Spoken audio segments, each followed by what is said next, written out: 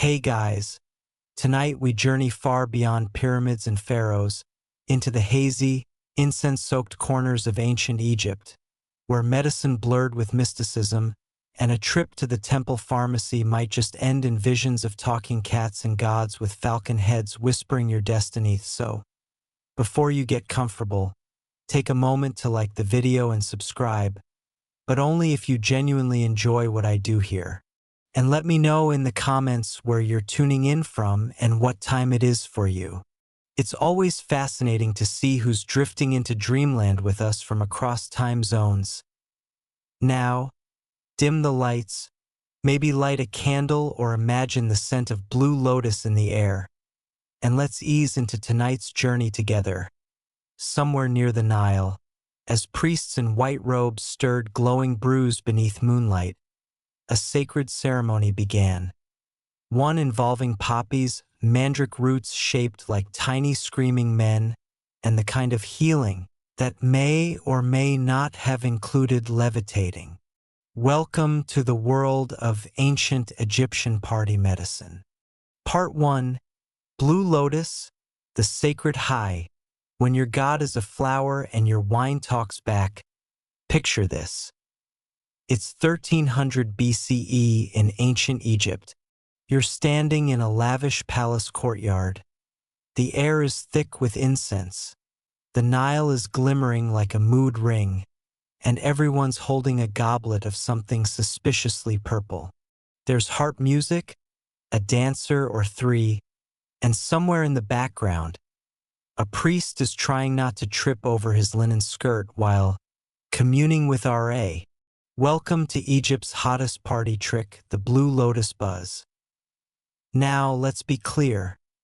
The ancient Egyptians were many things: pyramid engineers, cat lovers, eyeliner influencers, but above all, they were innovators in the fine art of recreational spirituality.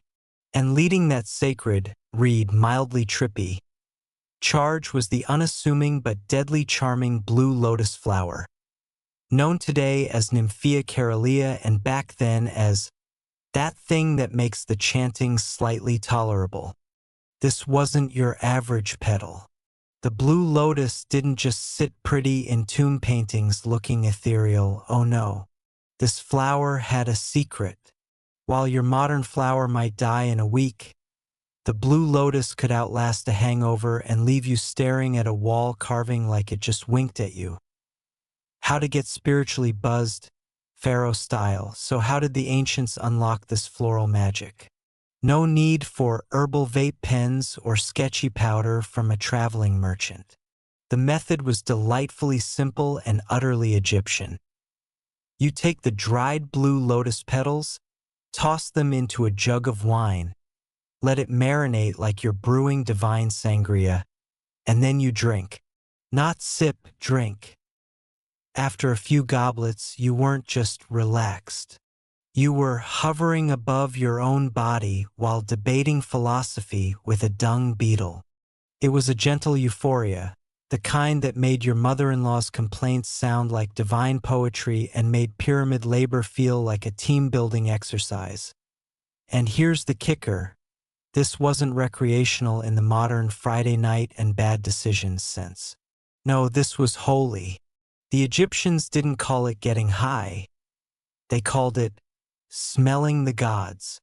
Literally, holding the flower to your nose in a painting meant inhaling divinity, which is quite possibly the most elegant euphemism for "I'm vibing so hard right now" ever created.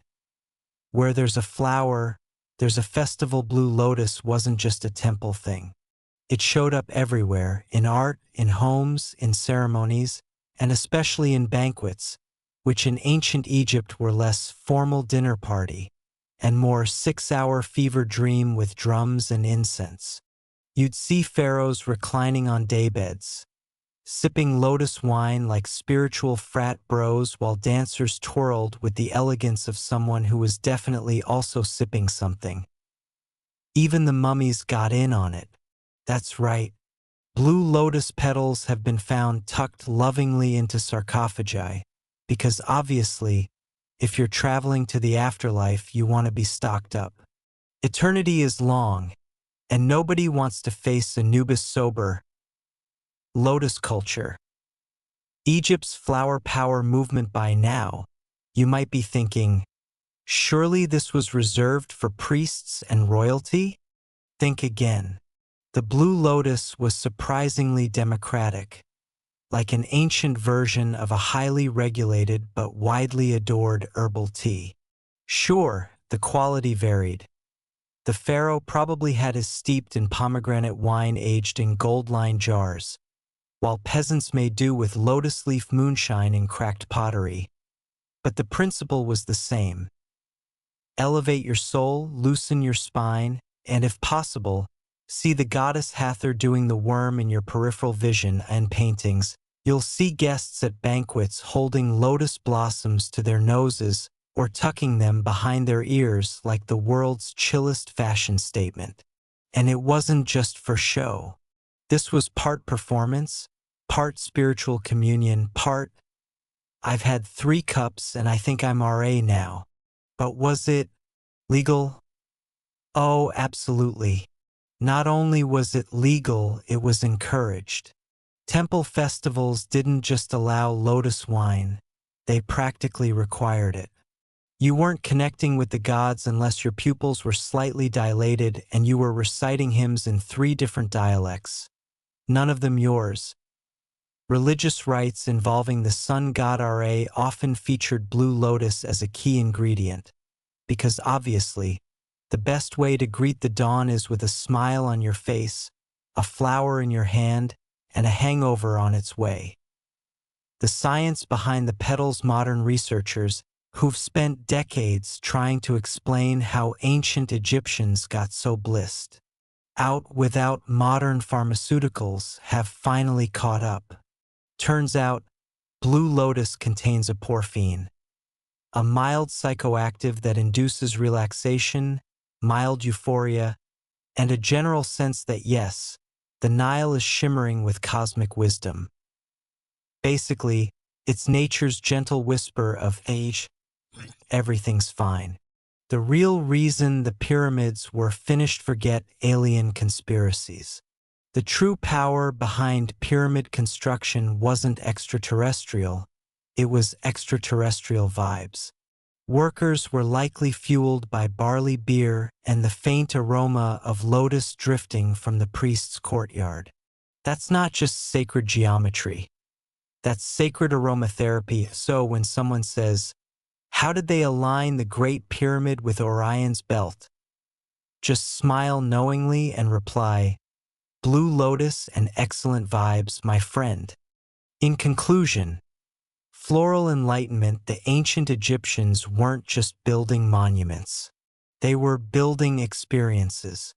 And at the heart of their spiritual toolkit was a flower so pretty, so potent, and so quietly euphoric that it made divine communion as easy as pouring a drink and breathing in. The blue lotus wasn't just a flower. It was a mood, a whole aesthetic, the god-tier version of treat yourself. And if reincarnation turns out to be real, pray you come back as an Egyptian scribe with access to the good wine, a jug full of lotus, and a front row seat at Hathor's next celestial dance party. Part 2. The Feast of Drunkenness. When the goddess needed a nap and humanity invented the ancient rager. Let me set the scene at its dawn in Thebes. The sun god Ra is doing his morning flex over the horizon. Drums begin to pound in rhythm with the collective heartbeat of a city about to forget its last name. And in every courtyard, temple, and alleyway, people are clutching goblets of something that could either be sacred wine or a really bad idea. Welcome, dear reader, to the Feast of Drunkenness, ancient Egypt's state-sponsored drink until you meet God festival. And no, I'm not making that up. Let's back up. Hathor was passed. The whole thing starts with a goddess. And not just any goddess, Hathor, the divine party girl of the Egyptian pantheon. She's beauty, she's grace, she'll destroy the human race. See, there was a time, according to legend, when humans got too arrogant. They started acting like gods were optional, which, as every mythology enthusiast knows, is a terrible life choice. So Ra, the sun god, squints down at Earth and goes, "You know what? That's enough ego for one epic." He sends Hathor, or more precisely, her rage-fueled alter ego Sekhmet, a lion-headed divine wrecking ball, to dish out celestial justice. Spoiler: she goes overboard. Big time. Blood, drama, and beer. Hathor as Sekhmet launches into humanity like a divine tornado in heels. We're talking full-on disaster movie. Blood in the streets, terrified priests hiding behind statues, someone probably yelling, "This is why we don't skip offerings." Eventually, even RA is like, "Okay, wow, that's a lot." He panics and pulls the ancient version of, "Quick, distract her." So what does he do? He brews 7,000 jugs of red beer, dyes them to look like blood, and pours them across the fields because obviously, when faced with divine bloodlust, the answer is beer that lies about its identity. Hathor sees the blood, drinks it, passes out in a drunken nap, and wakes up as her usual fabulous, flower-crowned self. Apocalypse cancelled. Humanity saved. Hathor gets a hangover and a rebrand. And so, a festival was born to celebrate the day humanity didn't get obliterated by a drunk goddess. The Egyptians did what any grateful civilization would do. They institutionalized the blackout. Once a year, at the Feast of Drunkenness, people gathered to get so spiritually obliterated that they reached the divine, or at least the floor. It was a religious event, they swore.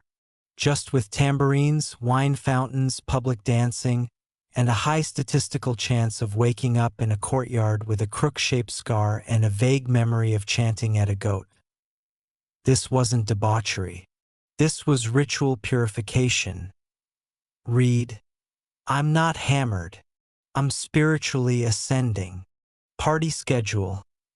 Ancient edition. The festival began at sunrise. Because nothing says sacred tradition like day drinking on an empty stomach. Step 1. Priests walked around with sacred wine goblets saying things like, "Drink what your heart desires." This was not a suggestion. It was divine peer pressure. Step 2. The crowd clapped, danced, banged on tambourines, and absolutely did not maintain eye contact with the priests, who were already double-fisting. Step 3. At some point, someone collapsed. Everyone cheered. It meant the goddess was near. Step 4. Trance states, prophetic visions, or just laying face down in sand whispering, "RA loves me," to an ant hill. Who's to say it wasn't just for the vibes? Sort of. The deeper meaning behind this chaos was surprisingly profound. The Egyptians believed that joy and destruction were two sides of the same divine coin. Hathor had nearly destroyed the world, but had been pacified through indulgence, music, and beer. Therefore, to honor her, you had to relive her journey, from rage to relief, through wine-fueled bliss. That's right. Collapsing mid-dance and waking up with bread stuck to your cheek was theologically endorsed. If you weren't at least a little possessed, a little weepy, and missing a sandal by sundown, were you even worshipping? God-approved drinking games. This wasn't an anything-goes bender. There were rules, sort of. You had to sing to Hathor while drinking. Karaoke, but ancient and possibly in hieroglyphs. If you saw the goddess, you were expected to tell people. Loudly, preferably while spinning. Passing out was sacred, but doing so too early was shameful. Pacing mattered. Vomiting? Not ideal, but could be chalked up to divine expulsion of negativity. Think of it as the original spiritual retreat. If your retreat included a drum circle, 2 amphorae of infused wine, and a priest yelling, "Let the ecstasy flow," while crowd surfing and no judgment, just ritualized mayhem. Here's the genius part. Because this was a festival, you couldn't be judged. Did you insult your neighbor? The goddess spoke through me. Did you kiss a scribe and knock over a statue? Hathor guides my steps.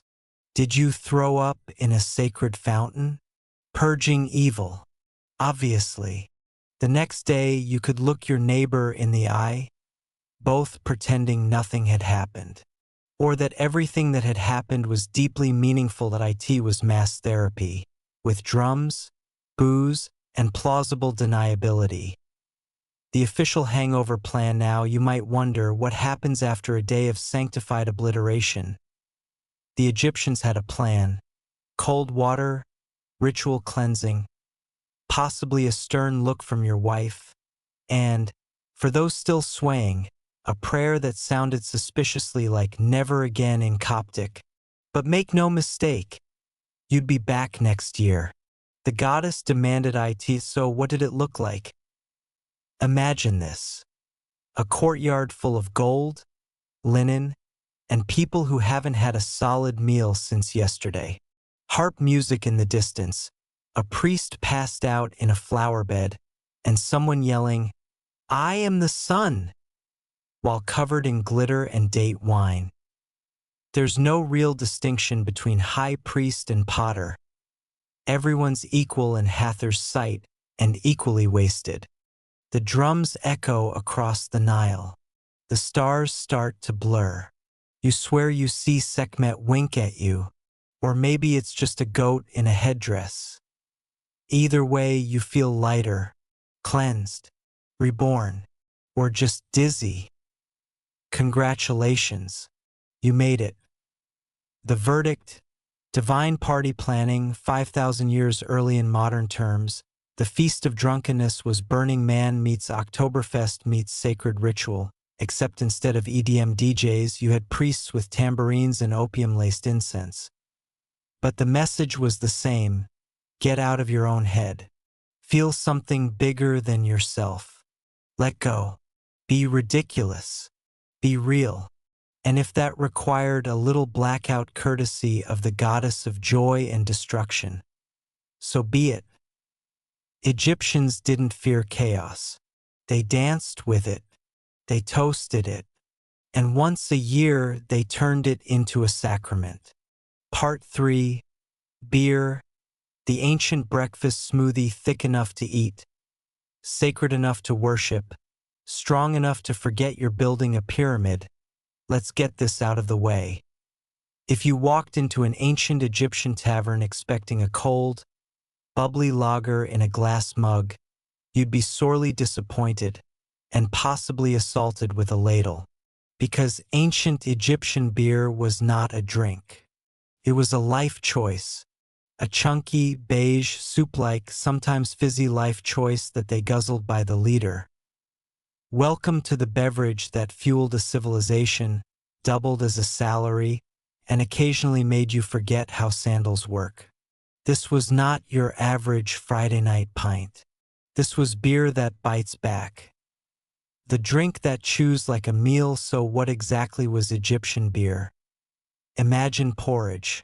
Now make it wetter, fermented, and served warm from a giant clay vat with a straw that functions more like a filter than a sipping device.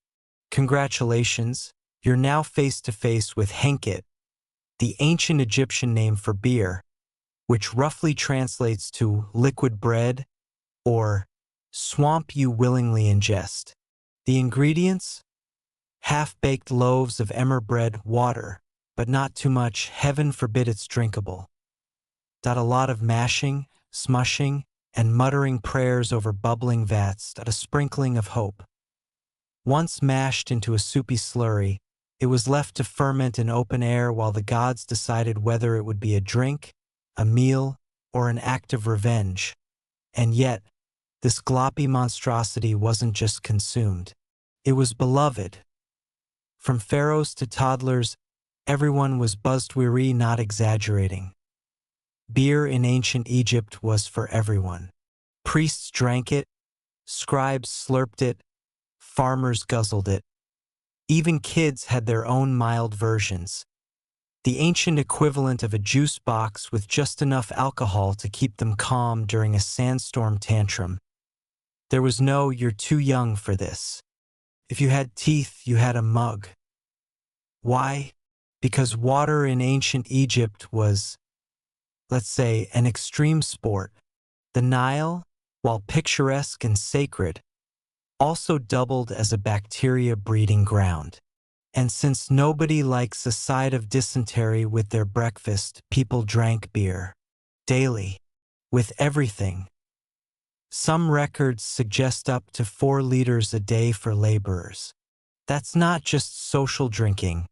That's a hydration strategy with side effects. Beer as currency. The original paycheck, forget gold coins. If you were a pyramid builder, your daily pay wasn't cash, it was bread, onions, and beer. That's right.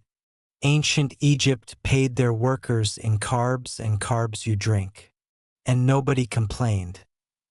Because when you're dragging 2-ton limestone blocks in 100 degrees Fahrenheit heat, you don't need a bonus, you need a buzz.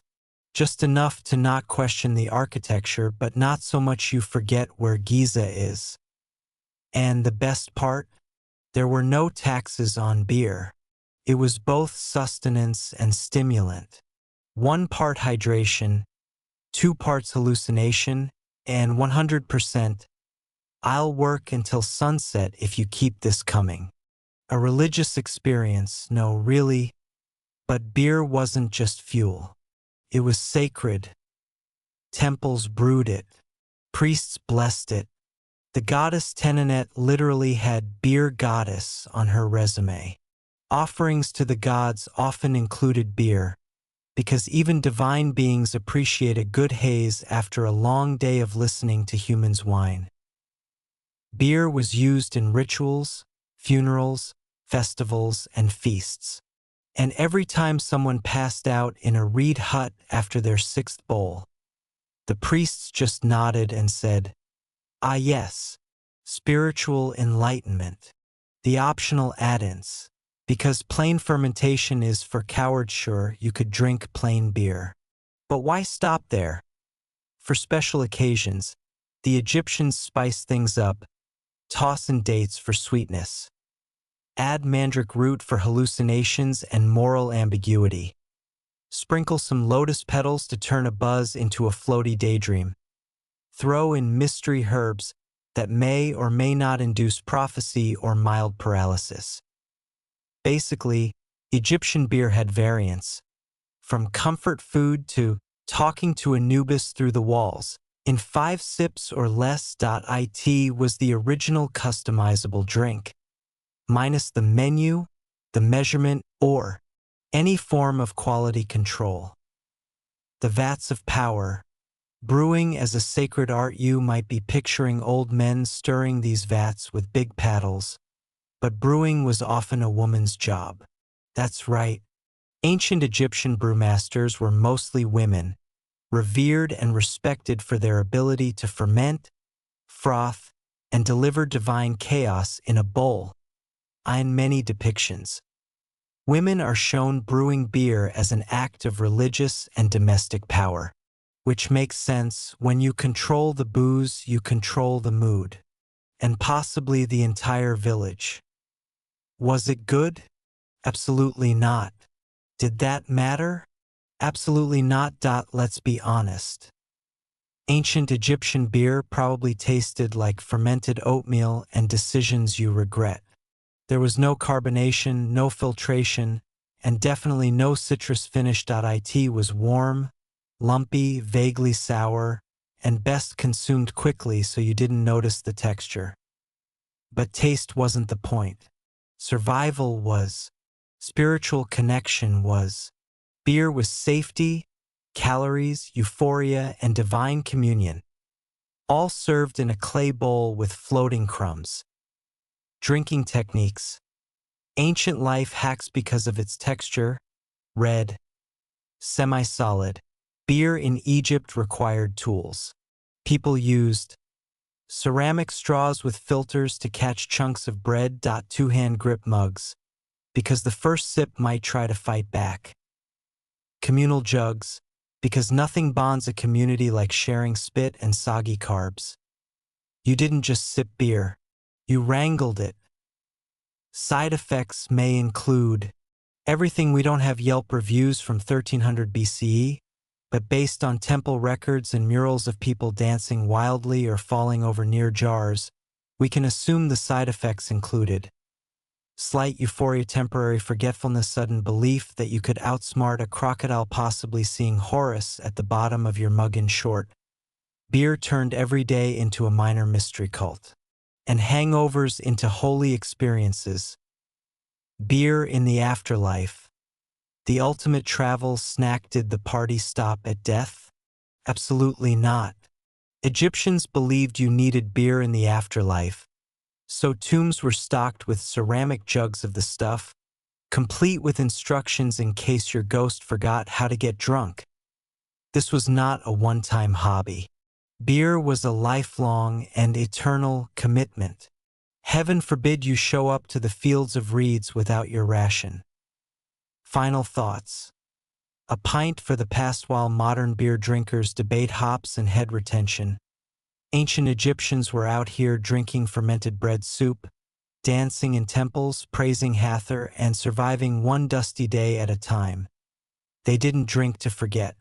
They drank to connect with gods, with neighbors, and occasionally with the floor. And somehow they still managed to build the most iconic architecture in history, all while lightly buzzed and aggressively hydrated. So next time you raise a glass, think of your ancestors, shirtless, sweaty, and slurping chunky beer in the name of RA. Cheers to them. And cheers to the chaos they fermented with love. Part 4. Beer gets spicy. The festival brews and temple additives. If the beer isn't biting back, you're doing it wrong. So, you've just gotten used to the idea that ancient Egyptian beer was chunky, beige, and slurpable with a straw, and now I'm here to tell you they made it weirder. Because when it came to getting buzzed for spiritual purposes, the Egyptians weren't content with plain bread soup. No, that was amateur hour. This is the story of how beer turned into a psychedelic smoothie, especially when the priesthood got their hands on the recipe. Let's crack open a cold one. Just don't expect it to be smooth. From nutritional to transcendental in 3 simple steps. If beer was the daily drink of Egypt, then festival beer was its flamboyant, absolutely unhinged cousin who shows up in leopard print and leaves wearing someone else's sandals. And the secret ingredient. Whatever was lying around the temple that wouldn't kill you immediately. Here's what they might toss into the mix. Mandrake, for when you want to taste the stars, talk to your cat, or maybe meet a god accidentally. Fermented dates, nature's sugar bomb and spiritual accelerant. Blue lotus petals, adds floral notes and the feeling that your bones are vibrating in harmony with the universe.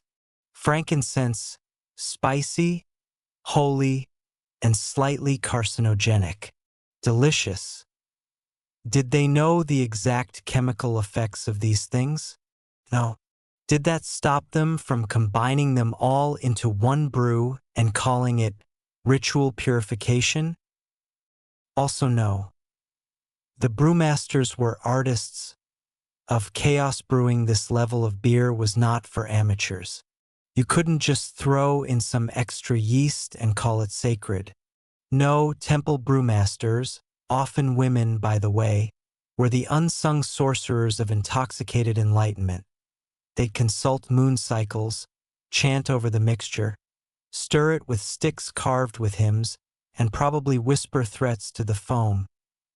Each batch was spiced differently, prayed over excessively, and tested by the priesthood, who would casually sample 5 bowls and then start singing in ancient Coptic while weeping about crocodiles.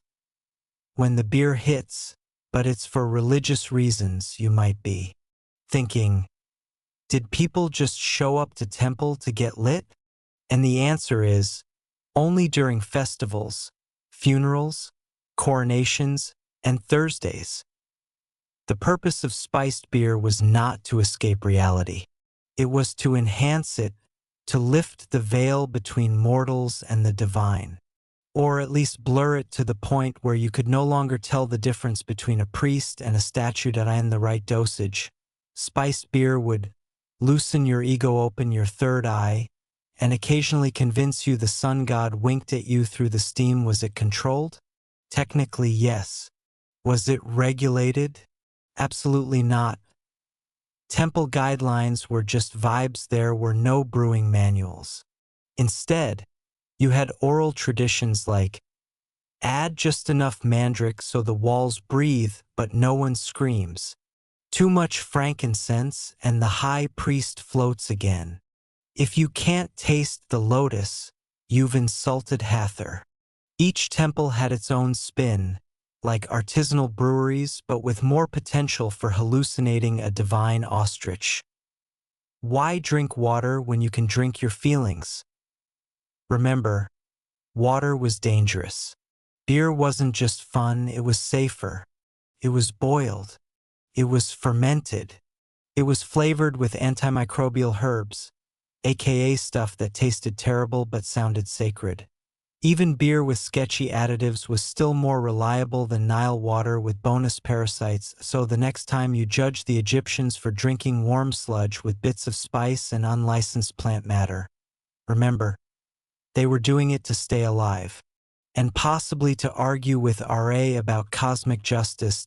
Let's not forget the gods. You think the priests were hoarding this stuff for themselves? No way. They poured spiced beer as offerings to the gods. Not just a symbolic splash, whole vats, set out during festivals so the deities could join the party in spirit, or, if you believed hard enough, in person.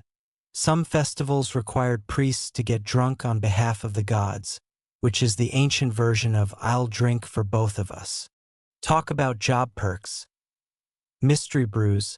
What was actually in there? Modern archaeologists have found residue from these brews, and the verdict is, oh. Some of the things possibly added to beer included henbane, causes hallucinations and heart palpitations; myrrh, a sacred resin that doubles as air freshener and internal torment; honey and cinnamon, because even sacred brews deserve to taste like holiday lattes. But because these additions were rarely written down, no 2 batches were the same. One festival's sacred revelation was another village's communal coma. Were there consequences?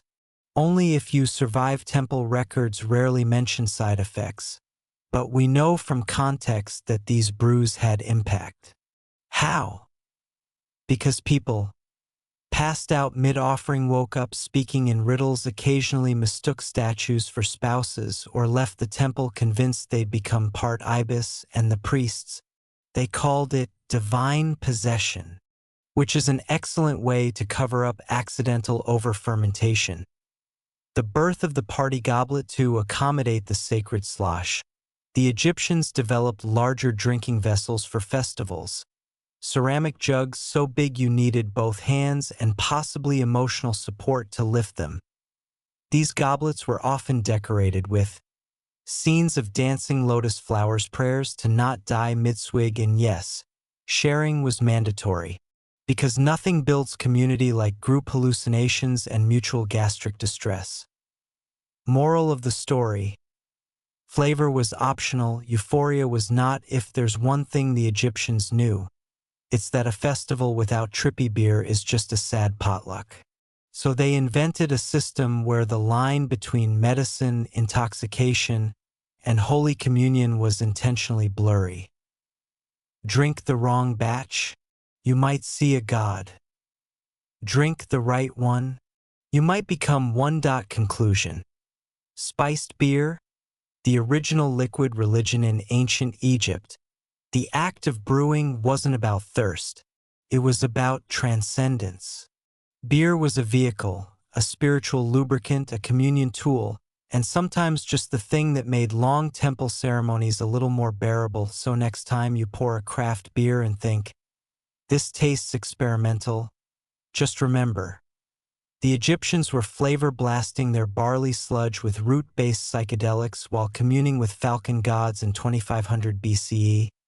And they didn't just survive, they built the freaking pyramids. Part 5. Kifi, the temple's hotboxed soul cleanser. Because sometimes the gods want you to light something weird and pass out gracefully. Imagine walking into an Egyptian temple at dusk. The sandstone walls glow orange. Priests move in slow motion, chanting in rhythmic, half-hypnotic tones.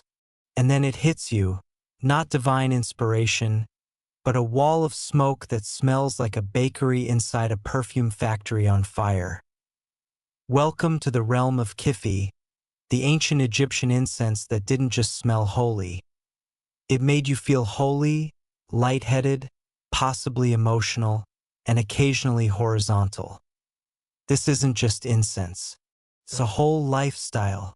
An aromatherapy fever dream so potent that if you inhaled it wrong, you might astral project into the underworld by mistake. So what was Kifi? Kifi, pronounced K-O-O-Fi, unless you want your soul rejected by Osiris, was a complex, sacred incense blend used in temples for worship, ritual, cleansing, funerary rites, and, based on the ingredients, accidental transcendence. This wasn't your average sandalwood stick. Oh no. Kifi was the Chanel No. 5 of ancient Egypt. If Chanel had decided its target audience was pharaohs, gods, and high-functioning oracles. Its ingredients? A 16-item checklist of, did you just raid a spice bazaar during a thunderstorm? Common components included frankincense, myrrh, juniper, berries, cinnamon, honey, raisins. Yes, raisins, wine, and resinous tree saps that may or may not have been psychoactive. And here's the thing. It didn't just smell good. It was designed to alter your consciousness. How to make it? A 5-day potion of doom-making Kifi was a process. A spiritual marathon. You didn't just toss it all in a bowl. No, the priests sang hymns over the ingredients, ground the components together with sacred tools, probably while arguing about who forgot the raisins, soaked it all in wine and honey, let it ferment for days, rolled it into little fragrant pellets, dried them under the sun, as Ra intended, then they burned it. Inside closed temples, with no windows, while standing very, very close. That smell wafting through the air. That's not pleasant. That's cosmic gateway opening. When incense became a mood or a mild hallucination, temple rituals often called for massive amounts of Kifi, especially at night, when the line between dreams and divine visitation was already thin. Priests didn't just light a pinch. They loaded giant braziers until the temple felt like a sauna hosted by Osiris himself. Everyone inhaled. Everyone swayed. The goal? To cleanse the soul, invite gods into the space, trigger prophetic dreams. Possibly give yourself a headache so intense you mistake it for a vision. People didn't come to temple to see the gods. They came to inhale them. Science can't decide if this was genius or insanity. Modern researchers analyzing Kifi residue found alcohols, sugars, and psychoactive oils in the mix. Translation: you weren't just lighting incense, you were getting microdosed by the gods. It's likely that the smoke itself had mild effects. Calming nerves, inducing euphoria, lowering inhibitions, making you cry during hymn 7 because the frankincense spoke to you. So yeah, you left that temple either deeply enlightened or in need of a nap and 3 glasses of Nile water. Kifi wasn't just for temples, it was a sleep aid too. Surprisingly, Kifi wasn't confined to the religious elite.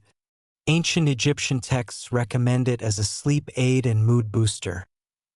Imagine lighting a spiritual potpourri bomb before bed and drifting off with wine fumes, honey vapor, and raisins slowly evaporating around you like you're being tucked in by Nut, goddess of the sky. Sleep tight.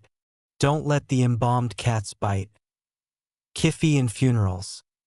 Scented goodbyes and afterlife snacks. Kifi was also used in mummification and funerary rites, not just to hide the smell of decay, but to guide the soul through the afterlife.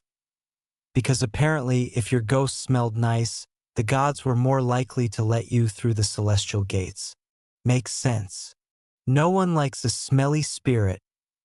Funeral priests would waft Kifi over the deceased while muttering incantations like, "Please don't haunt us. Please go to the light. Please enjoy this incense blend featuring dried figs." Was it expensive? Oh, absolutely. Kifi was not your everyday incense. It was luxury-grade aroma magic. If you had Kifi in your home, you were either a prieste, very rich noble, or an extremely committed sleep enthusiast. The ingredients alone cost a small pyramid. That's why tomb paintings of people making Kifi were often paired with offerings, prayers, and what appears to be someone arguing over raisins again. Spiritual smoke or ancient vape. You decide. Let's be real. Kifi was the OG diffuser oil, except it didn't come from a spa. It came from a place where jackals were sacred, the dead were chatty, and everything was slightly on fire. Burning Kifi wasn't just about smell. It was a performance. Sensory overload, symbolic purification, and maybe, just maybe, low-grade hallucination. And you did it in a room full of other believers, while reciting mantras and trying not to collapse from emotional intensity and smoke inhalation. Final verdict. The only incense that comes with a spiritual disclaimer. Kifi was incense for people who believed smell could change the cosmos. And they weren't entirely wrong. It united. The physical, smoke in your nose; the emotional, tears in your eyes; the metaphysical, visions of Horus giving you a thumbs up.